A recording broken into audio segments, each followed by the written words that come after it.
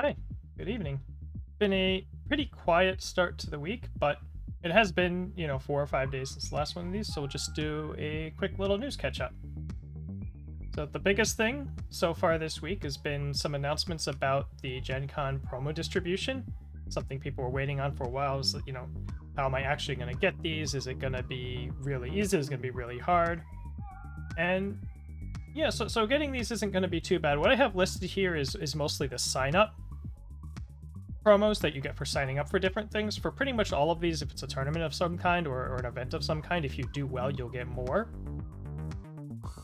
But in the grand scheme of things, it should be pretty possible to collect four of if you really want to collect four of everything, you should be able to do it without completely selling out your entire Gencon weekend to Jasco events. Although you may have to do some like sign up and drop kinds of things to fit some stuff in.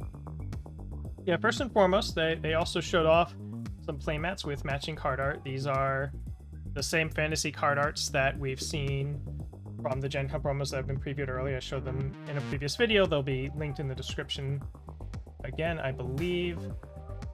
But yeah, so it's just playmats with the same arts as you see on those cards, the characters in their fantasy outfits. And if you buy one of those playmats, you get the matching promo. You can only do that once per day, so don't go buy 4 Ochako playmats to get your 4 Ochakos. If you want to do that, you could come on 4 separate days, I guess. But in addition to that, if you show up and demo the game, or just show them your app to show them that you're already a player, you'll get the All Might 7. If you go play in one of their board game or giant card events, you get 2 copies of the Let's Fight Bad Guys. And you'll get 2 more if you place well in those, and get up to 2 more depending on how you do. Board game's just 4 players, so if you are one of the top 2 or the winner, you get a 3rd or a 4th or something like that. If you go to the booth, every $40 you spend gets you a Capture Evil Doers. So you buy a couple boxes, you get your sets of those. You get 2 meteor showers for each provisional you enter, with more if you do well. So, you can play in one of those. You can just sign up for 2 and drop whatever you want to do. This is where if you're going on Thursday and Friday, you might have to make some decisions about how you want to optimize your time. If you want to stay for the full provisional or whatever. And there's also the team's provisional on Sunday as well. And if you enter the regional itself, that's where you get your 4x heroic lineage just for entering, and the top cuts for the regional offers the biggest haul of more Gen Con promos to try to keep people engaged with that event at least. That's the one that you do not want to just enter and drop. So between it all, if you go to the event schedule and sort of look around, you should be able to map out a relatively not insane schedule to get the promos that you want here. Really well done, Majesco. I know we were worried that they might be short on some of these or something like that because they have that shortage at Anime Expo. But it sounds like they plan to have plenty of these around to hand out. So, they didn't want to... Like I said before, they're trying to balance making these promos do their job of getting people to engage with Jasco stuff at the con, while at the same time, they don't want to be ridiculously demanding. And I think they hit a really good balance here. That was the biggest news, just how to get the promos and the fact that those playmats exist. I'm not going to put pictures of them up here because you could pretty much imagine what they look like. It's the same fantasy art with, they have the name in like an old English font too, the character names. But yeah, those look pretty nice. Aside from that, mostly just some small bits. So first of all, the redemption shipping is caught up through, I believe, Monday as of recording it was. So they're finally back and caught up on redemption. And I think that's pretty much the last of the things that they've had to mail out, give or take some stuff they owe from Toronto still. I don't know if those are mailed out yet. I haven't really bugged them about it. There aren't too many people who are owed those cards to bug them about it. But presumably they are fully caught up on everything that they need to send out. And, in a week or 2 here, they'll have Webcam Weekly stuff to send out. And hopefully they stay on top of it going forward. So if you've been holding out on the redemption program, I'll put the link in the description to the shop on the Organized Play site. You can check that out, put your orders in. You've probably been getting some license points from doing your locals or whatnot if your store's been signing up using the app. So yeah, go take a look at that, see what you can get.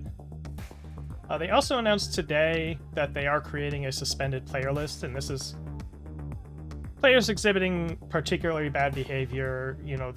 They now have a system in place and a list to hand out, 1 year or 2 year bans, just to try to you know, they want to take care of their game. They don't want to, like, you know, allow a lot of toxicity to be in their events and just like have, oh, that person, you don't want to, or anything like that going on. So they've handed a few out. I'm not going to name names. Probably not even going to link the list. It exists if the people who are on it know that they're on it. If you want to know who's on it, you can go find it. But I don't want to get too much into it. I don't want to get into like witch hunting and calling names or anything like that. It's one of those, like, if you know things. Nobody on that list is a surprise to anybody that's sort of been around the community and paying attention. So I don't think there was any major blowback about it. But yeah, that exists now. So those sorts of people are going to be taken care of moving forward, hopefully with due process and investigation and all that. I think Jesco is looking for some translators. They want to try to be able to produce some products in other mostly European languages. I believe it's Spanish, Italian, German, and French. They're looking for some bilingual people for, so if you're interested for that, there's a link to a Google form that I'll put in the description. You can check that out. And lastly, this is just like a little stray comment from last night. The words were not uttered, but it looked to be sort of a hint at Freeze coming back, which was kind of already tracks. We had that, the teaser form talk about an old mechanic coming back, and some people thought it might be Freeze, some people thought it might be Desperation. There was a little just like vague posty response from Free that made it sound like it was probably going to be Freeze. So for those who don't know, just to go over what Freeze is, that's why I have the picture of compressed weights up here. That's sort of the closest thing we've seen to it. Freeze basically just says, you know, you point at a rival foundation, or they pick some or whatever, and those foundations do not ready during their next ready step, or during the next ready step. Pretty simple. That's kind of all it is. It's just a lockdown. It's sort of just a shorthand way of doing an ultra compressed weights kind of effect.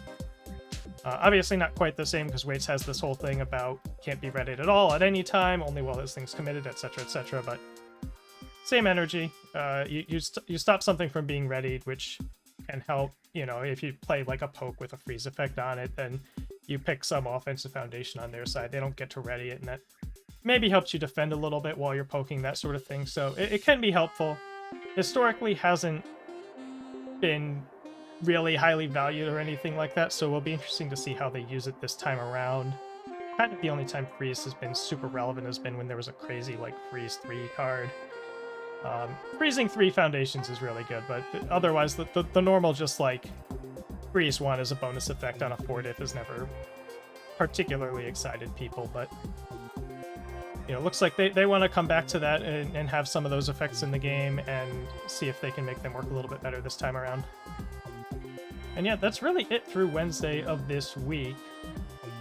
It sounds like I think I heard word of a post somewhere, like an email that went out talking about previews starting soon, purportedly.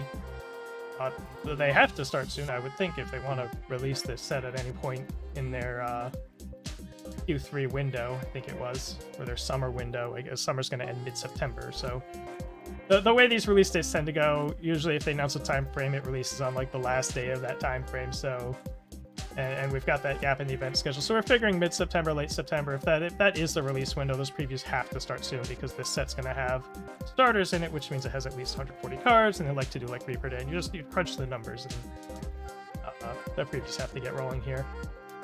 But while we look forward to that, we'll see if there's any further news for us this week. I do not believe there's an event this weekend of any kind, so it could be a pretty quiet rest of the week.